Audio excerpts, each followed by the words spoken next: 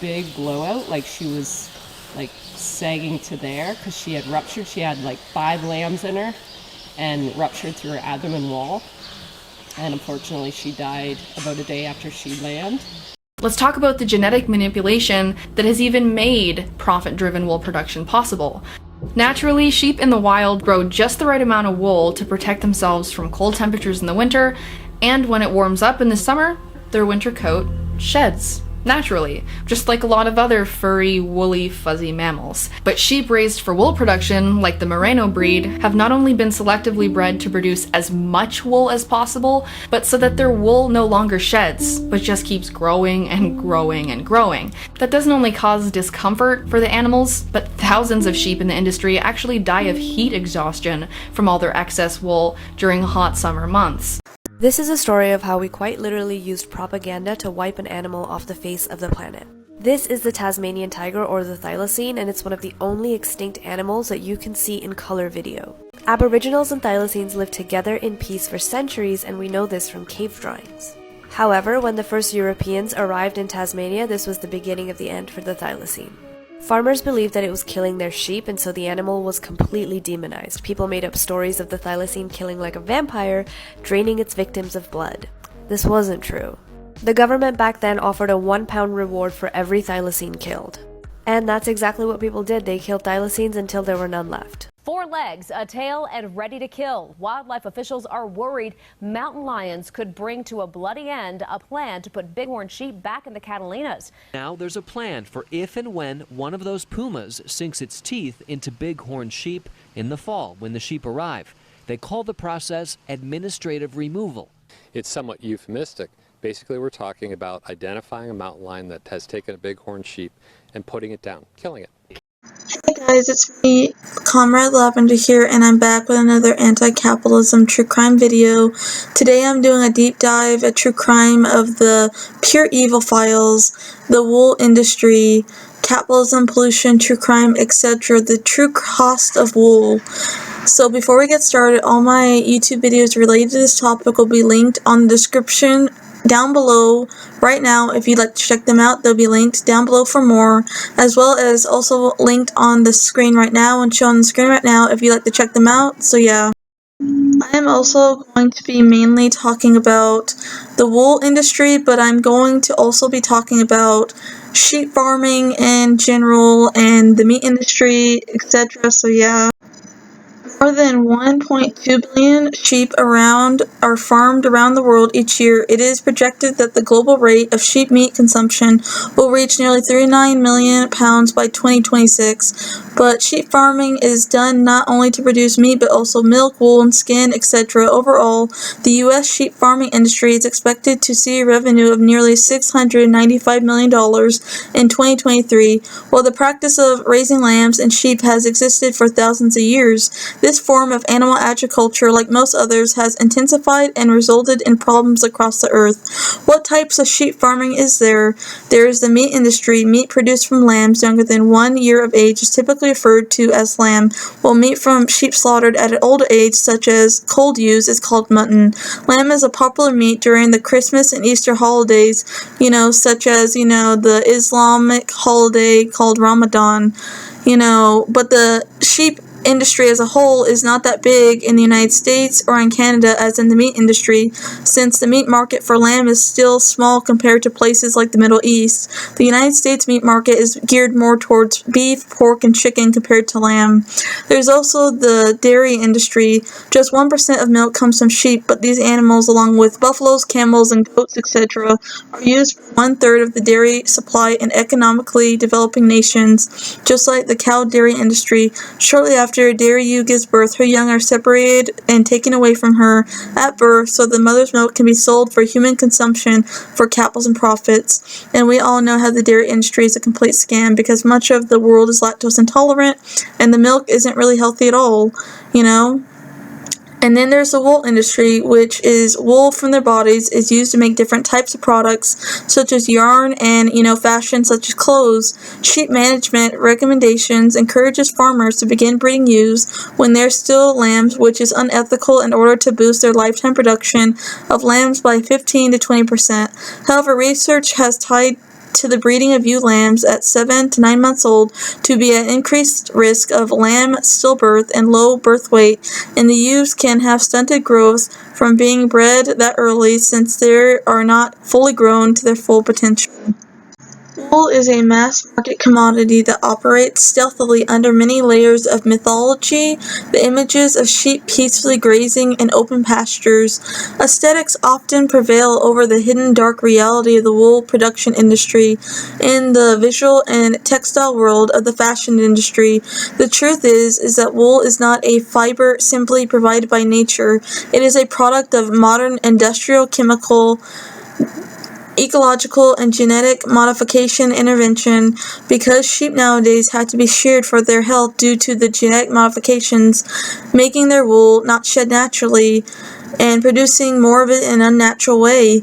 This is the case in point of capitalism putting profits over animal lives. The fashion industry also relies heavily on the exploitation and oppression of non-human animals, from the production of goods using wool, fur, leather, silk, horns, and feathers.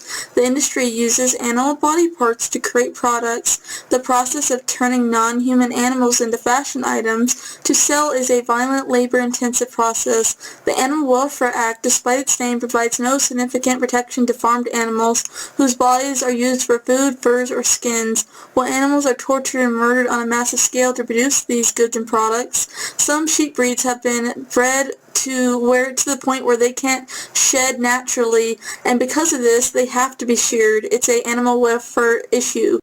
The wool industry is also a significant factor and contributor to the climate change crisis overall, land degradation, water pollution, and pollution overall, and biodiversity loss on this earth. While the environmental impacts of the meat industry have gained significant amounts of attention, the role of farmed animals used in the fashion industry has not. A lot of people don't realize that the fashion industry is one of the biggest polluters in the world, and most clothes are petroleum-based, fast fashion clothing and products that pollute the environment as a whole. The wool industry is just your typical green capitalism thing, and we all know by now that green capitalism won't save us, and green capitalism doesn't work. To be green is to be red. Animal agriculture is one of the many leading causes of water pollution and wildlife biodiversity habitat destruction, which in turn is the leading cause of animal and plant species extinction as a whole. The wool industry has successfully promoted a false perception of fabric made from sheep hair as natural, traditional, and sustainable. Woolmark, an organization representing 60,000 Australian wool growers, calls wool a friend of the environment, but the actual reality of this global capitalism industry is much darker, and so is the truth. Before shearing, sheep must be selectively bred, raised, fed, watered, treated, tracked, and measured. Contrary to popular belief, they don't simply live out their lives in pastures, free roaming, and free range. At the end of the day, the wool industry is also a meat slaughter industry, working hand in hand with the meat industry, and after shearing, wool must be heavily processed before it can be used as a fabric source. Compared to other materials, the climate cost of sheep's wool is 3 times greater than acrylic and more than 5 times greater than conventionally grown cotton. As well as we all know by now, is capitalism is the #1 cause of the climate change crisis. If we don't dramatically reduce our greenhouse gas emissions, more than a third of the world's wildlife and plant species could face extinction according to scientific reports on the topic matter. The devastating effects of the climate change crisis on the ecosystems are accelerating at a rapid rate. Small ruminants, such as sheep and goats, are responsible for 474 million metric tons of CO2 each year. Habitat loss tied to land use changes, including deforestation and land degradation, is one of the greatest threats to biodiversity. The animal farming industries are huge players in animal extinction as a whole. Both land clearing and grazing non-native animals leads to severe land degradation, including soil erosion and desertification, and devastating threats to the wildlife as native animals are displaced and often openly killed by the loss of food, water, and shelter. Not only does this have a significant impact on current biodiversity, but destroying healthy ecosystems diminishes our chances of restoring biodiversity. In Australia, hard-hoofed animals like sheep contribute to this land degradation and have since they've been first introduced during British colonization imperialist land-grabbing, stealing invasion. During the 20th century, Argentina was the world's second largest wool producer and grower. This intense ranching resulted in widespread desertification when officials at a park decided to destock or remove sheep from the area land. Project biologists said that they watched the land heal. They were impressed with at the speed of which these grasslands have regained their versatility. Wool production also has a significant negative impact on freshwater and marine biology habitats, from the enormous amount of water needed to raise sheep as a whole in sheep farming and produce wool, to the pollution that enters waterways. Sheep require large amounts of water to hydrate. Then the sheep also eat unnatural grains that fatten them up. Let's be real, sheep and other herbivores in the wild don't eat corn as a main food source at all. And the food that is digested is turned into phosphorus-rich fecal matter waste, which pollutes waterways even more, causing widespread water contamination crisis that makes it toxic for human and non-human animals, that result in dead zones where aquatic life cannot survive. This, along with the pesticide that they use to grow these crops, causes dead zones in the ocean as well as in waterways. Grazing sheep trample vegetation in burrows, degrade habitat, and compete for forage. Fencing can provide raptor perches that increase predation on smaller species, as well as promoting weed invasion, which also can lead to habitat abandonment, habitat fragmentation, and injuries caused by collisions with fencing. And fear of conflicts with sheep can lead to the unnecessary killing of native wildlife, like mountain lions, wolves, and grizzly bears. It is estimated that 50 million native animals are killed each year in Queensland and New South Wales alone due to land clearing. More than 90% of deforestation in Queensland, Australia, is caused using land for cattle or sheep farming. That is a significant habitat loss for native species such as Australia's iconic koalas. There are 22.9 million sheep in Australia's primary wool-growing state of New South Wales alone. Yet only at most about 30,000 koalas left. Habitat destruction and deforestation are major threats to the koala populations, which fell by 42%. Native bird species are also at risk. That once many common bird species in areas where sheep are known to overgraze are now in decline. The report stated that at least 20 species of previously common woodland birds are in decline in the New South Wales area. Some of these birds, such as the hooded robin species, require plenty of fallen trees for their continued survival. Among all land bird species in the sheep wheat belt, 85 species, or 35%, are identified as in at least one study to be locally extinct, declining, or otherwise at risk. The cautionary tale of the Tasmanian tiger. A number of species are already extinct due to the wool industry and other capitalism industries, such as the Tasmanian tiger. Indigenous to Australia, the now extinct species was a carnivorous marsupial. These animals are hunted out of existence because of false claims that they were killing farmer sheep. The extinction of the species should act as a clear warning sign for the fate of other carnivorous animals who are shot for the same wool profit-driven reason today. On desert public lands in the United States alone, illegal sheep bans trample desert tortoise habitat burrows in mountain terrains. Bighorn sheep that are endangered are exposed to disease carried by domesticated sheep, particularly pneumonia, which can devastate wild bighorn sheep herds. Rather than remove the source of the disease, it has become common practice to kill bighorn sheep showing signs of illnesses to prevent the further spread of the disease. Another issue is the culling of wild animals and native animals for killing sheep or encroaching on farmed land.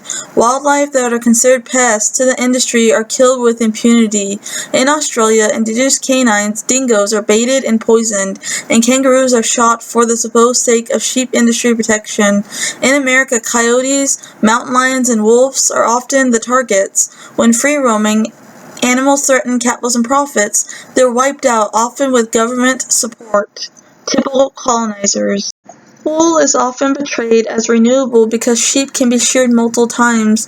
However, the wool industry is a slaughter industry at the end of the day, and the slaughter process requires a ton of water.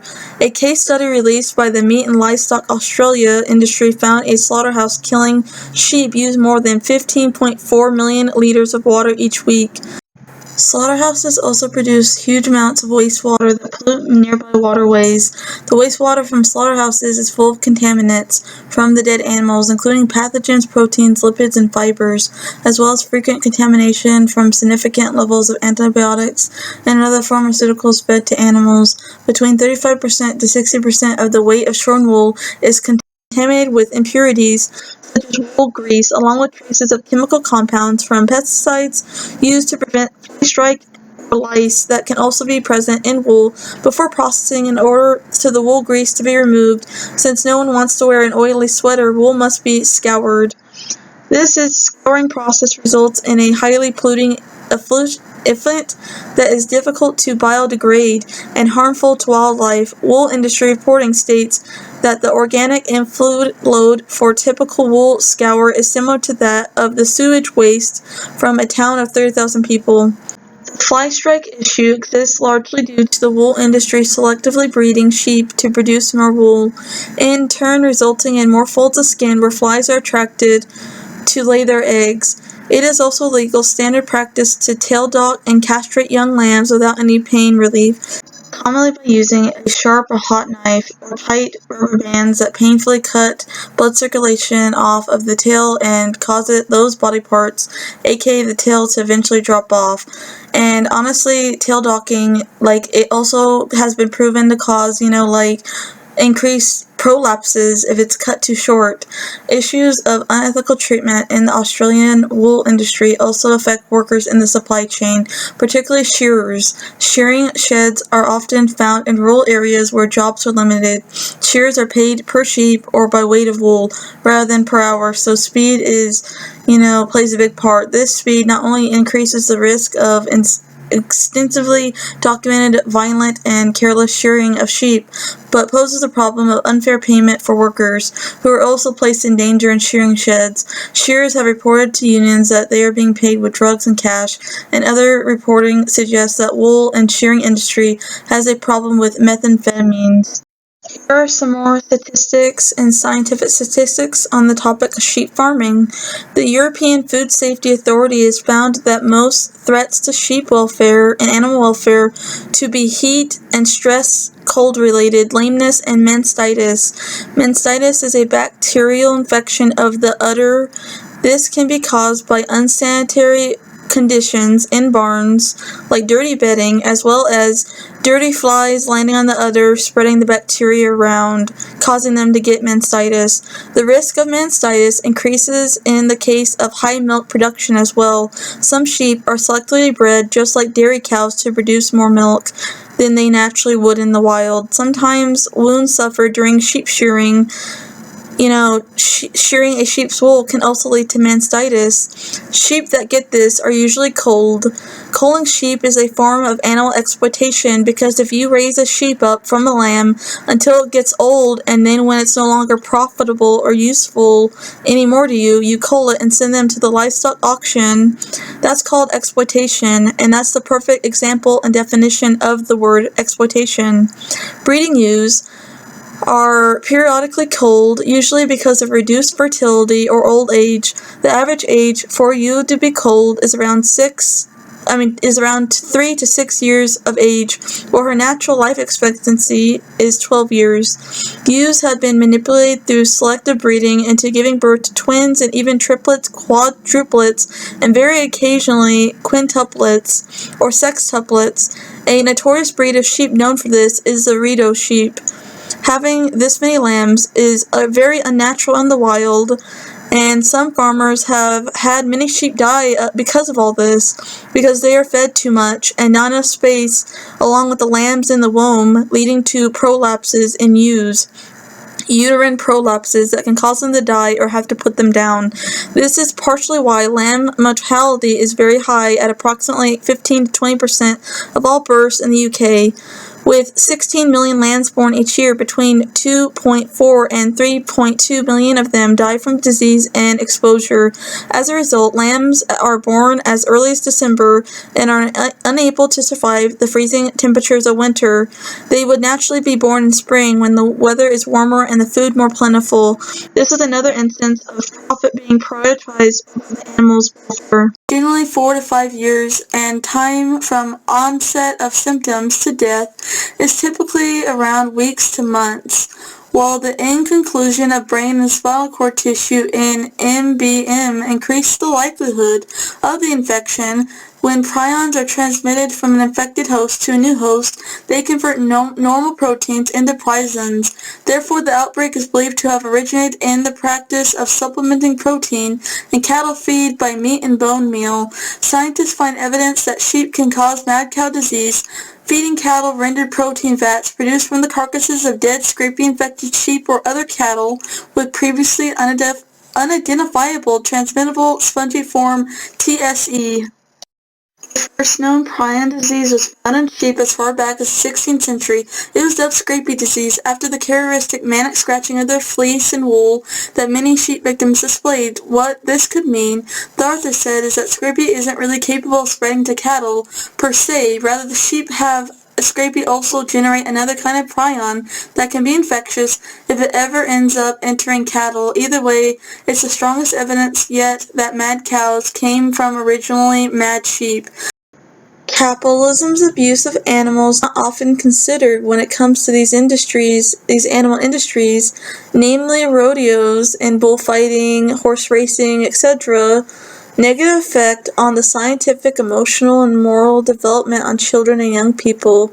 At these events, children are essentially being taught that animals don't have feelings, or that even if they do, it doesn't matter. Treating them in ways that are like a commodity, control, distress, or even harm them is not only perfectly acceptable but fun, and it is not only acceptable but applauded by adults.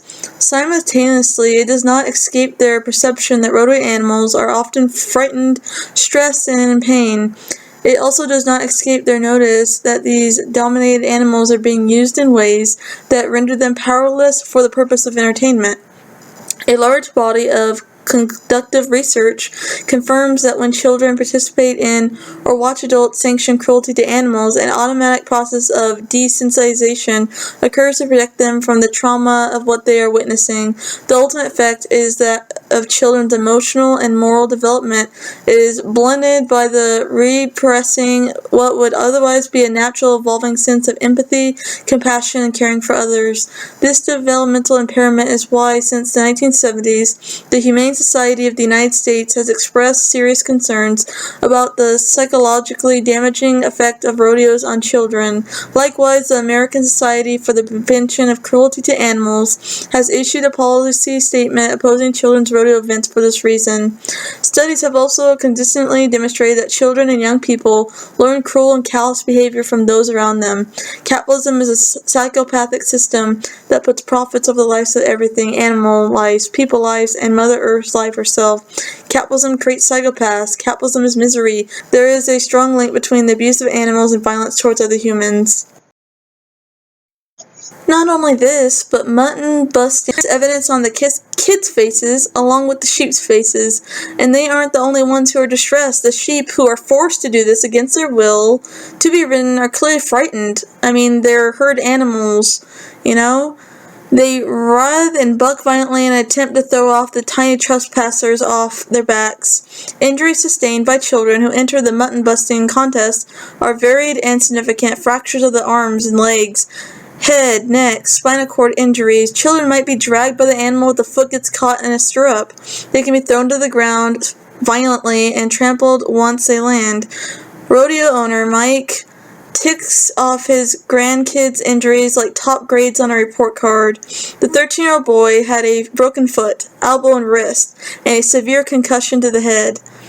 And the 6-year-old girl busted an arm when the sheep she was riding slipped on some wet ground and flew into a fence. The University of Calgary researchers found that the catastrophic injuries or death toll at rodeos among all ages doubled in the last 3 years of a 20-year study.